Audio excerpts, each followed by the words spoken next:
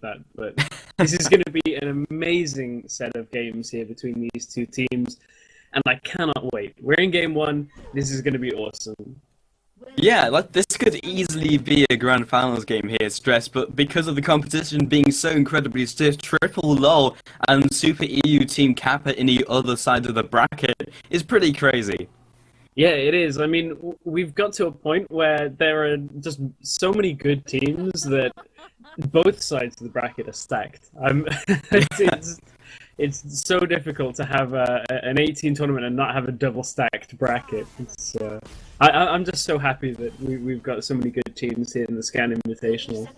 Absolutely. So I think one of the things we need to start talking about, because there's no action in the early game, is probably the Katarina pick, because it's not something we've seen very often. And it'll be interesting to see how she actually builds, because some people are going with the kind of line of thought that she should be building more tanky, or just raw damage and just literally playing off your skill, trying to get that instant reset and kind of got the Kha'Zix principle thing going on in a split second. Yeah, it's not a matchup that we see very often either picked into a Kassadin. You have to feel that Chuyu, also known as Corey, who's a sub for MYM, was in the team before Charu came back. We discussed that slightly yesterday. But yeah, you've got to feel that he's confident in his Katarina here, so it must have worked out for him before.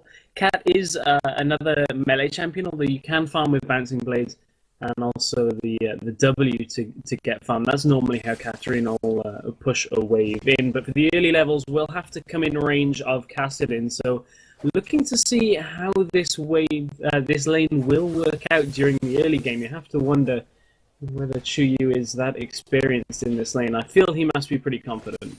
Yeah, absolutely. So, taking a look at top lane, it's Mundo and Shivala. What a surprise. Two of the best top laners at the moment. And Shivala will gradually push Mundo out in the first couple of levels, and that will kind of be less relevant as you get the more levels after that, when you get like level 6 and then following that. So, not too many interesting things up in that top lane, but the bottom lane will have Karma and Lucian. Yeah, and that's a little bit of a mismatch, as we said.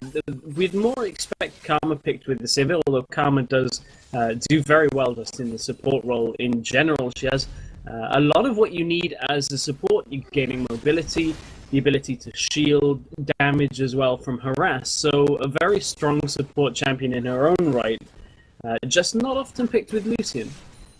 Yeah, indeed. She's definitely picked for that utility as you get later on into the game. And against Makler and Libic, who's playing two very long-range bot laners, it's going to be very difficult for Karma to ever get close to land the Q harass, to ever land the Terror before it's instantly broken. So Karma's effectiveness in this lane is going to be basically mitigated. But after the Caitlyn pick was brought in a response to Lucian, there was no reason to pick an aggressive support because it won't be working out anyway. And this lane between Katarina and Kassadin in the middle is already starting to push in for Chuyu. Clearly, this is Chuyu's strategy here. He's just going to shove in and try and force Kassadin to farm under tower in these early levels, try and get him to miss as much CS as possible. And of course, while Katarina is not quite as mobile as Kassadin is, obviously Riftwalk becoming available so often, he will be able to roam a lot, just like Ku is doing up to the top lane. Yeah, looking for this very early gank. They should be tanky enough to get in and get out. First blood picked up by Shyvana, instantly cancelling the tower aggro. Only one tower shot, smooth. Yeah, and when you're playing a Mundo and getting pushed in like that, you have to expect that kind of play, especially out of a Kha'Zix, because he needs those early kills like Kuban there. It looks like they had a couple of problems as Kuban had to pause the game. Yeah, that might have been it might have been a bug or something, or he disconnected, because cancelling the teleport would have been not very good at that point. Yeah, well, I mean, unless he just didn't want Odoamna and Ku to rotate around and kill him when he got there. I mean, that's one option, because he would have been slightly exposed out in that river, but I don't know. It just seems like there was maybe a couple of little issues there, and he didn't feel confident in teleporting in. Obviously, he will have a reduced cooldown on teleport when you cancel it, so it's not quite as detrimental as teleporting in somewhere normally then dying. That tends to be a worse thing to happen. So I think erring on the side of caution is a better play by Kuban. Yeah, very possible. Vi was sitting around, but again, they could just easily dive that for a second time. Makata is not going to be very tanky, especially up against the Kha'Zix and Shyvana, who just both deal absurd amounts of damage in the early game. So, again, in the bottom lane, I just expect this lane to be quite passive. The kill potential from, like, Makta and Libic is not that high. They can poke away and maybe they can get a kill after someone's whittled down enough, but Jarnan, he is just going to sit back and farm. Like, he doesn't have to try and trade, especially with a Karma. They'll maybe wait for a couple levels, see the opportunity if they can go for it. But apart from that, unless there's jungler intervention, not too much going to happen. And there's something really interesting in this game that's kind of put a smile on my face, and I'm chuckling about it, because I've only just looked at the itemizations. How many shields do these teams need? 6 Doran's shields to begin the game. I mean, Doran's Shield is a great item. It's really good for keeping you safe in lane. Supports, we've seen picking it up even more frequently with the advent of the ward trinkets. Means you don't quite have to buy so many wards in each lane, so you're safer to buy those Doran's items to begin the game. Never seen 6 to begin a game, though. Yeah, it's nice to see it on supports because it means they'll be better at trading, and sometimes they'll be a little more scrappy in the bottom lane, but definitely in like the mid lane, the top lane, it makes sense. You just don't generally expect to see it every single game, and I'm sure there's a joke here to be made, but I'm not seeing it this early in the morning. No, I'm not sure about that either, but I'm sure we'll get there at some point. But I think it's kind of an advent of this whole prolonging the game again. It looks like the laning phase is getting drawn out a little bit more back to how it was in Season 2, and I think that's why we're seeing these Doran shields and tankier builds. Meanwhile, in mid lane, Forbidden is trying to get as much damage onto Chuyu as possible. Yeah, he was just pushing him down, but the flash was actually burnt. So already in this lane we've had some action, which is not one of the lanes you typically expect action to happen, especially when they don't really have any finishing ability pre-6. Makata just going to walk around the mid lane, so maybe at level 6 he might have been able to finish Cat off, but that flash is going to be a little bit annoying. 90 caliber knight used in that bottom lane out by Makler just to avoid the rest of the damage coming from Voidal, and just back and forth, the support's trading crowd control in that lane. No one really able to convert that into a kill, though. Yeah, so we spoke a little bit about the Kha'Zix jungle in the previous day here, Stress, and we said it was a little bit more risky in the sense that, one, you need to get kills or just completely farm your jungle, and there is enough gold in the jungle now to sustain a damage build from your jungler, and you have a tanky top laner and a reasonably tanky mid lane, so you have 2 assassins, and how do you think this composition is going to work out as we get not only into team fights, but kind of the rest of the game? Because they have great mobility and great catching potential, as almost demonstrated in mid lane, as Ku is waiting for that gank to happen. Forbidden is on very low mana, just trying to bait this one out, and Ku, with one good isolation Q, should be able to take him down. But Atta just below him, and in fact nothing will actually happen. Yeah, I was going to say if that gank comes off, that could be good for their composition, but here comes the gank from Makata. Nothing on in the lane. That trying to get into lane, but it's not quite available. They're so mobile in that middle lane that Ku is actually going to head up towards the top lane, but he's warded up there. No chance of a gank there. Yeah, so building up the tension for the rest of the game, and both these guys know exactly what's on the line, and especially against Cloud9 and the opposing team of Meteor Makers, 2 of one of the best teams in Europe right now in terms of the challenger scene. Yeah, of course, we saw Meteor Makers yesterday in the promotion qualifiers just miss out on an LCS spot with their games against Super Hot Crew. So MIM are definitely a team that are competing at that top level, so great to see that, and even at this stage of the tournament, I still can't get over the fact that you'd be streaming the other game and be seeing the exact same thing here, Stress, so I'm sure the grand finals be even more amazing than this, but Not sure how that could happen. So Mikasa just taking up the invisible blue buff as usual, and just going on to the second buffs with very little action. The next couple minutes, but we'll see. Yeah, we can look at the itemization here in the middle lane as well, to kind of take an indicator of the objectives of the champions right now. You can see Katarina's picked up the Sorcerer's Boots for the extra penetration here, and it looks like they're trying to get the gank in bot. Yeah, ultimate used by Chu-Yu, and it's not quite enough damage to finish them off. Makler does not hit level 6 just yet. Only a couple minions off, unfortunately. That would have been an ace in the hole and surely a kill on either of those targets. So Katarina just going to walk back up to mid lane, and it's a fairly short cooldown on ultimate. Not going to be too unhappy with that result. Yeah, as you said, short cooldown and able to move around the map quite quickly as well, so gets herself back into the mid lane for the tier of the Goddess, and that's a fairly standard play as you'd imagine out of a Kassadin. See that most games, so Forbidden fairly confident on his Kassadin play. Of course he would be picking it so early in the rotation, but he's under pressure now. Yeah, Makasa's arrived in the mid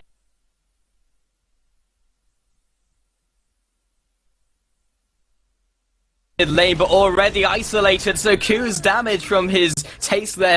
And they'll just fall back to their own jungle, make sure that they can consolidate their lead here after picking up that kill. Once again, we're back up in the top lane with the two two tanky top lanes hitting up against each other, and that's just not going to be a very active lane for much longer, as both will just go back to farming.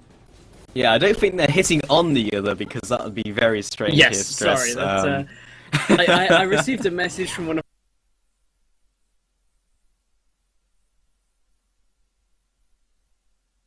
end very well. No, that's what happened. But Dragon has gone to the team of Cloud9 with their superb objective control.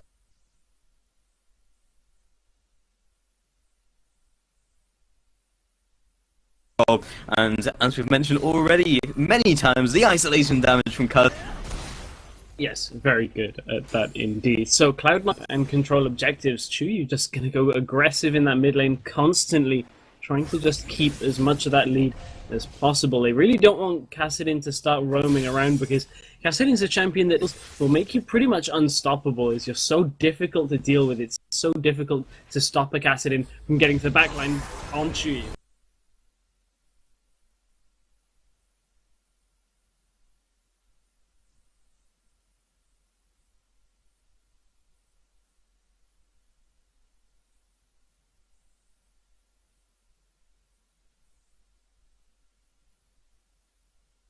Yeah, perfect time to shun Poe, but again, isolation damage into those early kills. Not quite as important as it used to be, but still, being Cloud9 already with the 2,000 gold lead here at 10 minutes into the game. Looks like they're ramping up for that kind of acceleration we saw from them yesterday. And it looks like Q's going to go for a bit of the Spirit of the Lizard Elder, which is another option in the jungle, and has picked up the boots of mobility, because he just needs the mobility to get across the map, look for these ganks, which he's done already. So everyone looking strong on Cloud9, building up this early advantage, but it doesn't tell the tale of the rest of the game just yet. Yeah, it's one of those things that Longsword builds into so many items that it can be difficult when you pick up 2 or 3 on Kha'Zix to be like, well, I think he's doing this, but I have a feeling he'll probably just go for the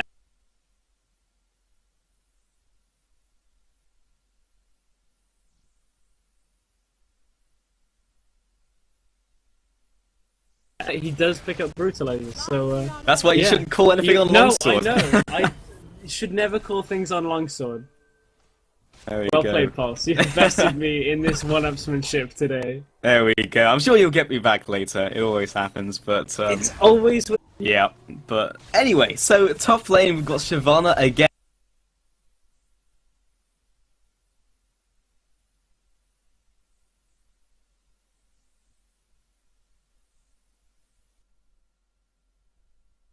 And itemizing in a very aggressive way, and Forbidden aggressing and attacking to death. I say that, but there we go. Flame Breath will eventually finish Kubon off in a slightly messy dive, but either way, there's no one to contest, so another kill to Cloud9.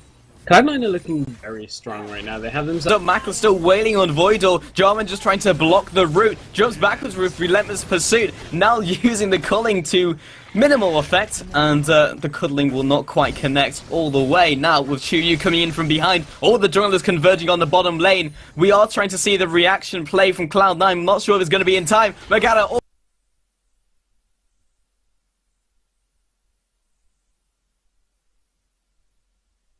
already using his ultimate, chaining it in with the huge damage from Chuyu, has got grasping roots, re-engagement from Chuyu, and the reset, jumps in with Shunpo, looking for, again, the Sinister Steal, and does not quite pick up the kill onto Forbiven, but that's 2 kills in the bottom lane. A really good roam there out of the MYM team. They knew they had to get something done because they were falling further and further behind. They're only 300 gold down now, and the fact that they got a kill onto Katarina is going to give her even more gold to go towards the itemization to make sure in these early team fights she gets the resets to get it to snowball. And that'll kind of offset the snowballing a little bit that Cloud9 have, because if they can stall out Kassadin and Kha'Zix, Katarina will kind of do a similar, well, she will do a similar job in the team fights and may be able to do it better as long as she doesn't get locked down. Yeah, Mundo just dropped incredibly low as he slightly underestimated the burst damage from Odamne when he just picked up a Bladed Rune King first item, but Kha'Zix heading around the side. So, in many ways, Forbiven is dead. He's not dead, he's just jumping back to turret. But in many ways, focusing the bottom lane is a good and bad thing. It's a double-edged sword, and Ku actually picks away the blue buff. I'm not actually sure how he did that. I didn't see the animation on any ability. It might have been a void spikes at close range, but in the bottom lane, yes, they're being focused, but with mid lane doing so incredibly well, with top lane really in good shape, picking up a Blade of Rune King 2-0 and 2-0 and 0, then they can afford to have that weak gap. MYM is starting to rotate really well, though. They've taken 2 towers now with just good positioning from Chuyu, Makler, and Libic, and I'm wondering whether they can keep that momentum going and keep getting picks in these lanes and around the jungle, because if they can do that and prepare themselves for Dragon, they can take the gold lead in this game, and Cloud9 are not a team that we've seen really be behind in the gold lead. Yeah, and it's close enough where this Dragon will swing it one way or the other, so now, with that spawning in 30 seconds, we'll have to see if Mundo uses his teleport, which is on 30 seconds cooldown, so we'll be up basically when Dragon spawns. Shyvana will need to make a play there prematurely, or have to go into the top lane and try and be the extra split pushing threat. So we'll see what Odamne does, because that will show what Cloud9 are going to do. Yeah, Dragon has come up, and with Ku in the bottom lane, it's a little bit of a risky play to go and take Dragon right now for Meet Your Makers, but Ku might be caught out here as Libic. Void Spikes lands, Red Buff already finishes him off, and this is an easy double kill before Vi arrives. Now with Ku trying his best to just taste their bit, jumps in, does not even interrupt his leap in time, double kill, 2-for-1 trade, they'll take that, but now they do not have the smite, but they don't have the members to contest. Yeah, Vi is a champion that can begin to pretty much solo Dragon at this point in the game, but Makata doesn't feel all that confident in doing it, so not too surprised that they don't want to take it riskily. As you can see, Voidal and Jarman are around this bottom lane anyway, so it's a bit too risky a play to do it right now, but I think that's just erring on the side of caution out of MYM. They aren't like they were doing earlier, but you saw how those early items and early kills on Ku has really set Ku nicely for this game and the Spirit Stone, so looking to maybe get that extra tankiness just to make sure he doesn't die quite so quickly. I do feel, though, that when we hit teamfight stress, we're going to see a lot of people dying, and we might see the Baron dying at 16 minutes. I mean, we saw this yesterday, and we see... Who was it? It just walked past Baron, just casually stole it, walked out and died. It was JWoww. He's not in this game, thankfully, but... they are just grinding it down. Odamne's very low. Casting comes in to assist, basically to tank it up. They should be able to do it. They've got the damage juggle down. But is anyone going to react? The answer is going to be no. This could be a 17-minute Baron. Oh, it looked like Ku actually aggroed Baron for enough would kill him, but Odoamna stepped in just at the right time to make sure the attack didn't go off. But that's a power play there out of Cloud9 and shows you just how comfortable they are right now in this game. They know, well, they must feel that the gold lead isn't quite as large as they'd like it because of those towers falling in favor of MYM, but Baron gives them a big spike in gold, and gives them a big spike in power and the ability to push now. And that's what we've seen out of Cloud9, is that acceleration, which is very similar to their North American counterparts.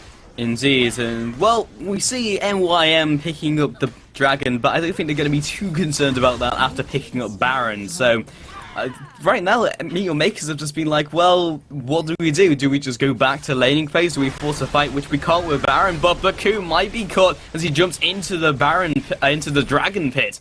And Chuyu heading around the side can't quite clean this up. But when we do eventually hit full-on team fights, you do feel that most of the members in that fight are going to die. There is a lot of cleanup potential, looking at 2 assassins and an assassin on the team of Meteor Makers who can all instantly get those resets.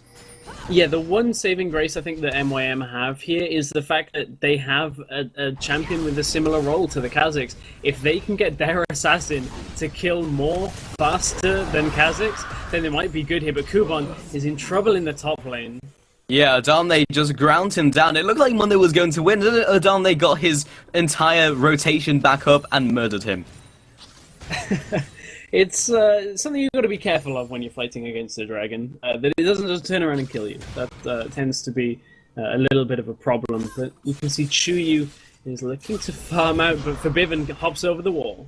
Yep, Void Walk does hit him once, but Chuyu chunked down to about half. He cannot survive another combo from Kasten, so he's going to have to back off immediately. And there's so many threats from all across the board. Forbiven can take off 50% of someone's HP. Ku will take off all of your HP, as demonstrated in the bottom lane. Colin comes across, picks up the kill, locked underneath the turret from Makata, 1 for 1. I don't think they can go any further on Jarman unless he stays around. Karma coming down to assist, and smart reaction from Mukase. And that's the problem Ku has, is if he gets locked down, he can only really get the 1 until he's free from that crowd control.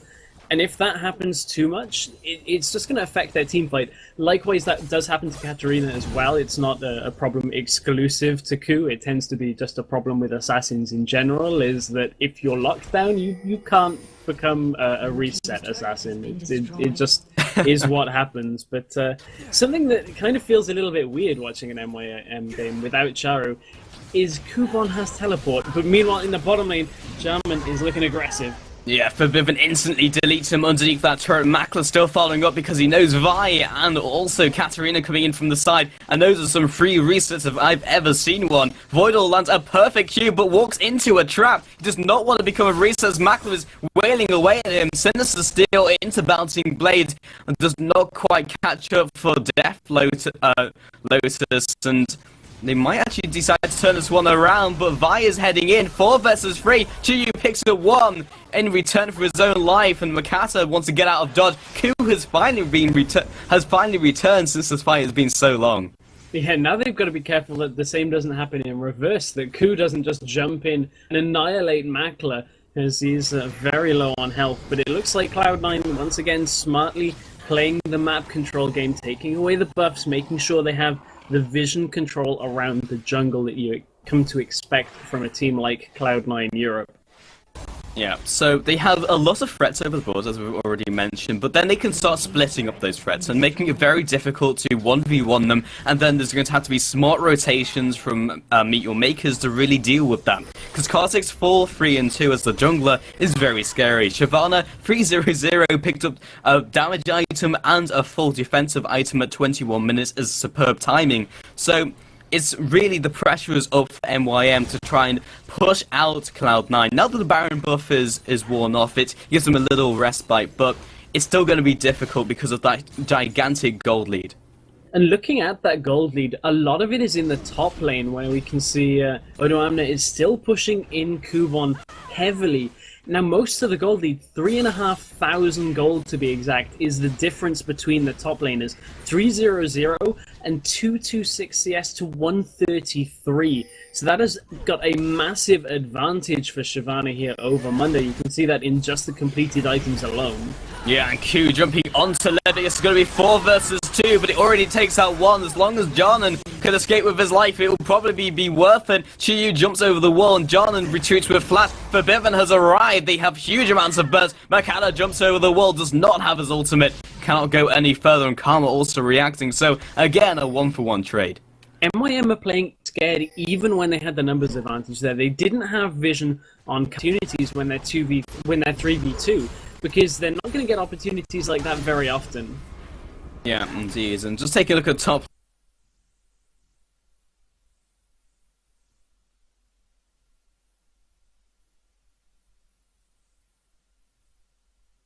lane. Kubon was not taken down in time and has already regenerated most of his HP. So, over time, even though Kubon is significantly behind, he can just burst it down, which is exactly what Forbidden's trying to do.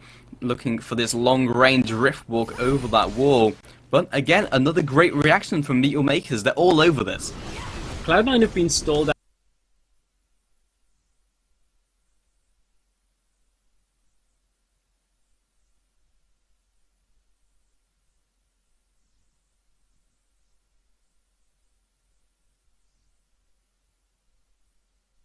Yeah, Chiyu taking some damage. Dragon is set for the re-engage. I don't think Forbidden was reading the reset train, but he's going too far underneath the turret. Communication middle into the top lane. Ku going a little too deep. I feel like a broken record, but Ku's got to be careful. He can't just ghost him. Yeah, and cutting from the side. Yeah, Makler gets absolutely melted there. Not even enough time for me to pass it over to you. But Cloud9 will take themselves a couple of kills and now reset themselves. Baron is up in 15 seconds. We've already seen them. Wouldn't be too surprised to see Cloud9 make sure all of the lanes are shoving, go back. Yeah, and something that's going to be preying on the minds of Meteor Makers is that Cloud9 can take that Baron with very few people. They almost took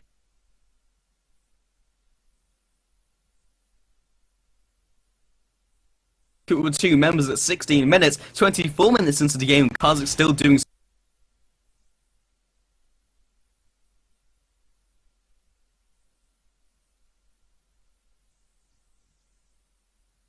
Not sure how good this is considering the Dragons has fallen and cleared out a ward. Yeah, I think had they got there a little bit earlier, although they have caught Voidal.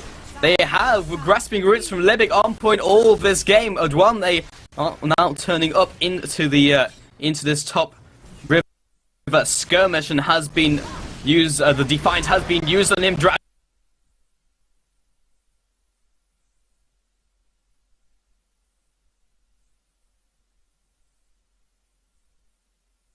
Answers 5, Kuban will drop. Mako and Chu Yu escape with their lives, but 3 and 0, 4 versus 5 is stress.